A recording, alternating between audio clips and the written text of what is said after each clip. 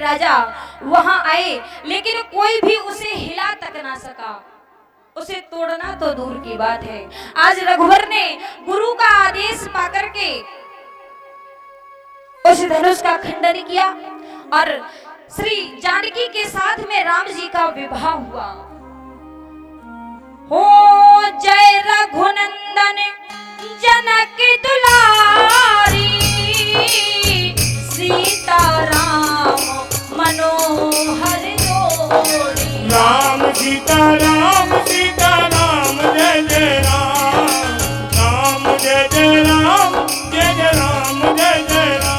ओ जय रघुनंदन जनक किशोरी, सीता राम मनोहर जोड़ी। राम जय राम, जय राम, जय जय राम, राम जय राम, जय राम। जनक महाराज ने इतनी सुंदर जोड़ी को देख करके प्रणाम किया। अवध नगरी में सूचना भेजी। दशरथ महाराज बारात लेकर के आए। भरत और शत्रुघ्न साथ में आए। जानकी का विवाह राम के साथ हुआ, उर्मिला का विवाह लखन के साथ हुआ, मांडव का भरत के साथ हुआ और सुतकीर्ति का विवाह शत्रुघ्न के साथ में हुआ। जनकपुरी में आज बहुत आनंद मनाया जा रहा है। आज जयमाला की तैयारी होने लगी और सखियां मंगलचार करने लगी। कहती हैं आज कुछ सखियां भगवान से मजाक करने लगी। कहती प्रभु आप बहुत लंबे हो और मेरी लली जो है ना वो बहुत छोटी है, आप जरा सा झुक जाइए। आज सभी नारियां भगवान से विनती करने लगी। बोले कि झुकी जइयो लला रघुवीर, लली मेरी छोटी सी। कि झुकी जइयो लला रघुवीर, लली मेरी छोटी सी। कि छोटी सी रे लाला छोटी सी, छोटी सी रे लाला छोटी सी। और झुकी जइयो लला रघुवीर, लली मेरी छोटी सी। झुकी जइयो लला रघुवीर, लली मेरी छोटी सी। झुकी जइयो तनिक रघुवीर, लली मेरी छोटी सी। झुकी जइयो लला रघुवीर, सभी विनती करे हुए तालियों का भाव देते हुए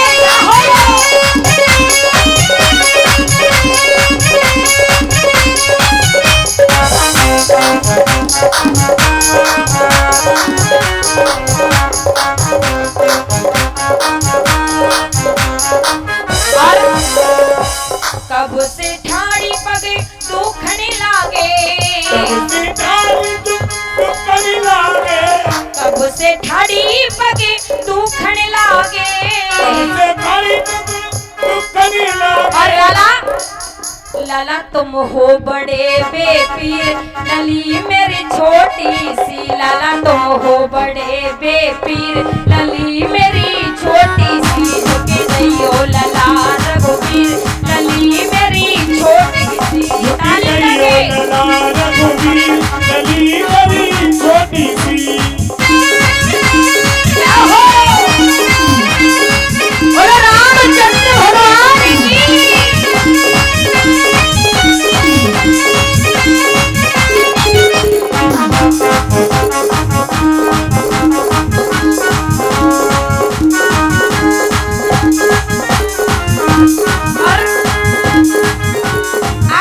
सभी नर नारियां देखती है कि रामचंद्र जी बिल्कुल नहीं झुक रहे।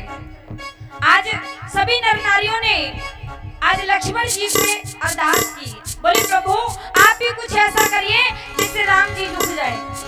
आज कहने लगी लक्ष्मण जी को किया इशारो, लक्ष्मण जी को किया इशारो, कियो इशारो, कियो इशारो, कियो इशारो, कियो इशारो।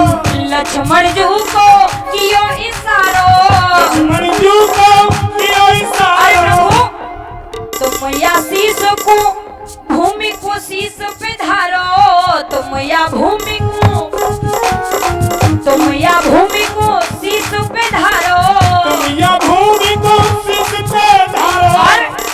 तुम ही हरो मेरी पीर लली मेरी छोटी सी। झुक गइयो लला रघुवीर लली मेरी छोटी सी। झुक गइयो लला रघुवीर लली मेरी छोटी सी। झुक गइयो लला रघुवीर लली मेरी छोटी सी। झुक गइयो लला रघुवीर लली मेरी छोटी सी। आज सभी कह रहे हैं कि थोड़ा सा झुक जाइए, मेरी बिटिया बहुत छोटी है। आज लक्ष्मण भगवान उनके पैरों को छूने के लिए जमीन पर लेट गए और जैसे ही लक्ष्मण को उठाने के लिए श्री राम झुके वैसे ही तुरंत सीता जी ने वरमाला को डाल दिया। बोलिए राम सियापति की जय हो। आज तो उनकी कुछ सखियां पास में खड़ी थी, वो कहते हैं ना कि जो भैया का छोटा भैया होता है उससे मजाक करने लगते हैं। आज वो सखियां लक्ष्मण जी से मजाक करने लगी, हंसी मजाक कर रही हैं और कहने लगी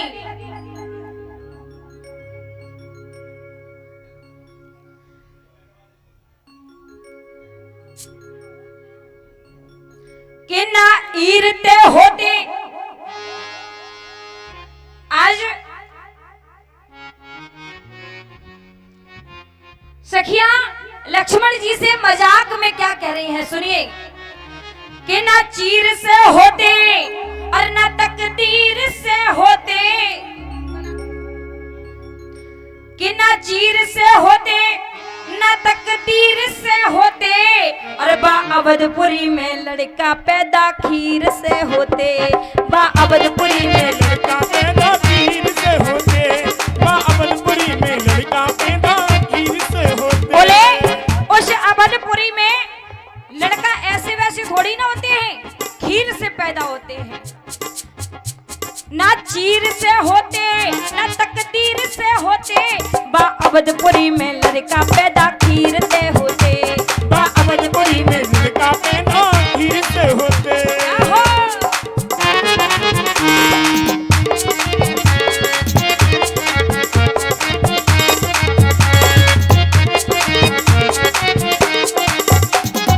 अब इतनी बात जैसे ही लक्ष्मण जी ने सुनी, लक्ष्मण जी क्रोध में भर गए। बोले इतनी देर से भैया मैं चुप खड़ा था, लेकिन अब मैं चुप नहीं रहने वाला, अब इनको जवाब दे करके मानूंगा। आज लक्ष्मण जी भी बोल पड़े, बोले ना शोर करे होती ना जोर करे होती। ना शोर करे होती ना जोर करे होती। जा जनकपुरी में बिटियां पैदा फोर के होती। जा जनकपुरी में बिटियां धरती फोर के होती। जा जनकपुरी में बिटियां धरती फोड़ के होती।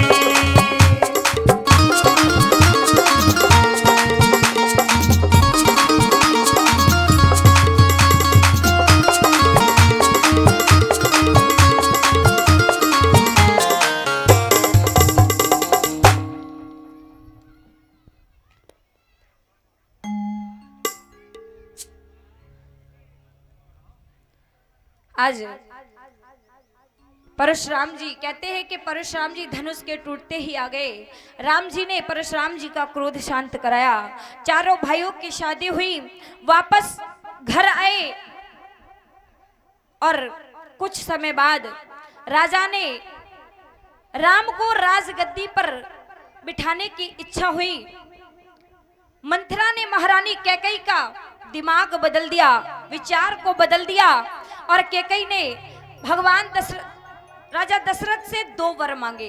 बोले पहला वर भरत का राज्य अभिषेक और दूसरा राम को 14 वर्ष वनवास भेज दिया जाए। तुलसीदास बाबा कहते हैं होता पशुवेश विशेष उदासी 14 वर्ष राम बनवासी। राम सीता राम सीता राम सीता राम। राम जय जय राम जय जय राम जय जय राम। आज मेरे राम जानकी लक्ष्मण माता के वचन सुनकर के वन में चले गए। अयोध्यावासी राम जी के साथ में गए, तमसा नदी के किनारे सबको सोता हुआ छोड़ करके आगे चले गए। निषाद राज गुह के साथ भरद्वाज मुनि के आश्रम में अयोध्या पहुंचे। महाराज दशरथ ने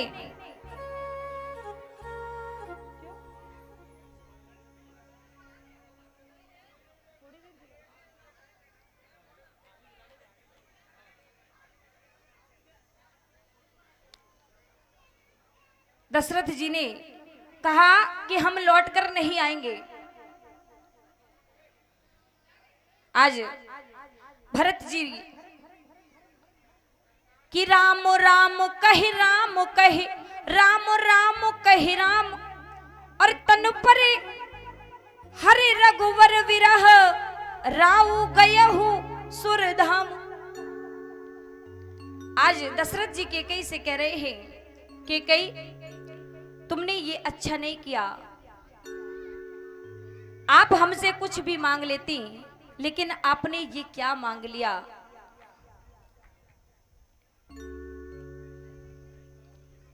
और दशरथ जी रो रो करके कह रहे हैं,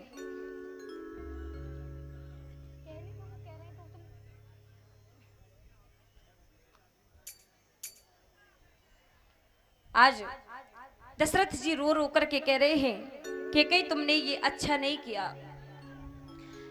के कई तूने लूट लिया दशरथ के खजाने को, के कई तूने लूट लिया दशरथ के खजाने को, लूट लिया दशरथ के खजाने को।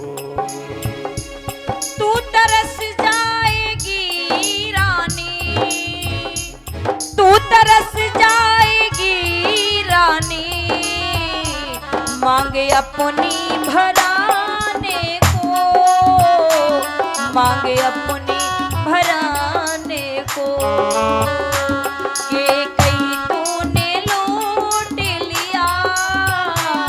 दशरथ के खजाने को।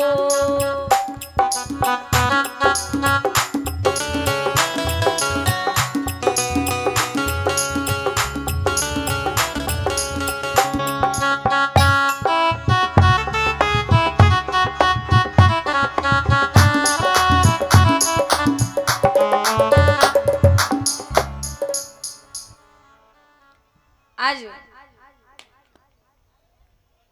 दशरथ जी ने अपने प्राणों को त्याग दिया। राम राम कहते ही अपने प्राणों को त्याग दिया।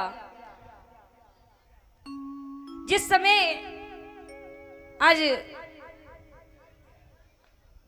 भ्राता को पता चला कि राम के लिए वनवास मांगा है, बहुत कष्ट हुआ।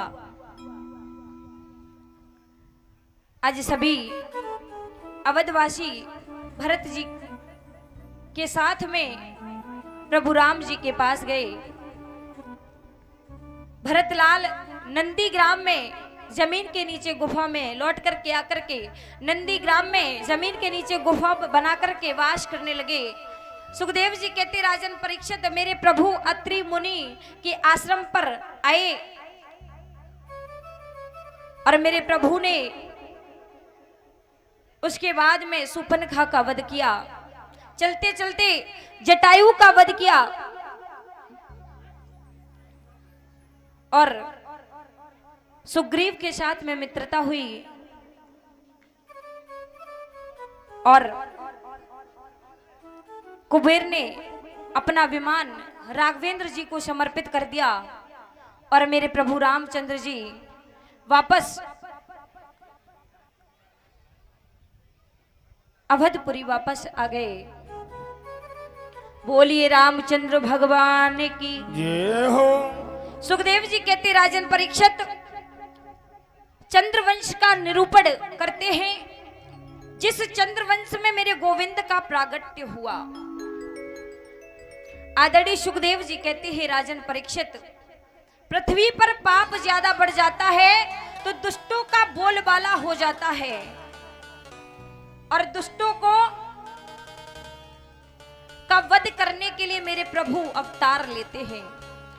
ओ जब जब होए धर्म की हानि, बाढ़हि असुर अधम अभिमानी।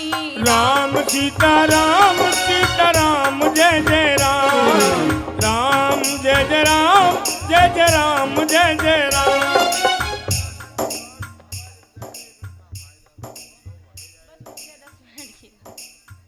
आइए। हो तब तब धरि प्रभु विविध शरीरा, हरहि कृपा निधि जन पीरा। राम जय राम, जय जय राम, जय जय राम, राम सीताराम सीताराम, जय जय राम। ब्रह्मा ने कहा कि मथुरा में वसुदेव नाम के राजा होंगे, वसुदेव जी की पत्नी का नाम देवकी होगा, उन्हीं के गर्भ से कृष्ण अवतरित होंगे, आएंगे। माता पृथ्वी आप सबके कष्टों की निवृत्ति करेगी। मुझे ऐसा लगता है, सुखदेव जी कहने लगे, परीक्षित, मथुरा के बड़े यशस्वी राजा हैं जिनका नाम उग्रसेन है। ऐसा वर्णन आता है कि उग्रसेन के कोई पुत्र नहीं था। भारी तपस्या के बाद कामेष्ट यज्ञ किया, उग्रसेन की पत्नी गर्भवती हुई और यज्ञ किया और गर्भवती हुई। एक बार वन में घूमते समय दुर्बिल नाम के राक्षस की छाया उस पर पड़ गई। जिस बच्चे का जन्म हुआ उस बच्चे का नाम कंस है।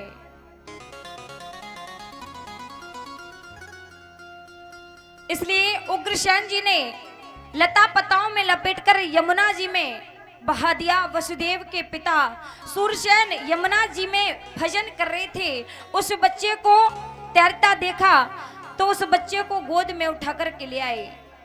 अपनी पत्नी से बोले, अब तक तो हमारा एक पुत्र था लेकिन अब हमारे 2 पुत्र हो गए।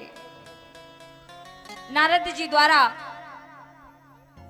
कंस को ये पता चला कि मैं किसका पुत्र हूं। कैलाश पर्वत पर तपस्या करने चला गया, शिव जी को प्रसन्न किया, वरदान प्राप्त किया और एक शिव जी ने धनुष उसे दिया। नारायण के अलावा इसे कोई तोड़ नहीं सकता और जो धनुष को तोड़ेगा वही तुम्हारा काल होगा, वही तुम्हारी मृत्यु होगी। आज अघासुर, वकासुर, भ्योमासुर यानी कितने बड़े बड़े राक्षसों को अपनी टीम में शामिल किया और जो हमारे कृष्ण जी की झांकी है, भैया वो लेकर के आ जाइए।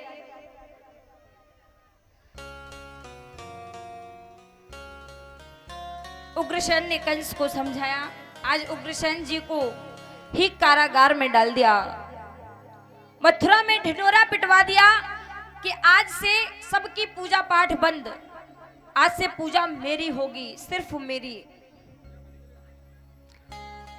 एक बार उनके मन में विचार आया कि मेरी एक बहन है, उसका विवाह करना है। आज वसुदेव जी के साथ में कंस ने देवकी का विवाह किया और विवाह करने के बाद जैसे ही विदाई का समय आया, आकाशवाणी हुई कि देवकी का 8वां पुत्र तेरा काल होगा। आज तो देवकी के केसों को पकड़ के नीचे खींच लिया, मारने लगा। वसुदेव कहने लगे, देवकी से तो तुम्हारी कोई दुश्मनी नहीं है, इसके पुत्रों से ही तो तुम्हारी दुश्मनी है। बोला, जब तक इसके 8 पुत्र नहीं हो जाते तब तक मैं इसे कारागार में रखूंगा। आज कारागृह में डाल दिया। देवकी का प्रथम पुत्र हुआ, मारने के लिए आया, लेकिन एक बार के लिए उसके मन में ये आया कि छोड़ देता हूं। जैसे ही छोड़ने के लिए हुआ, नारद जी ने उसे भड़का दिया, उसने उसे मार दिया।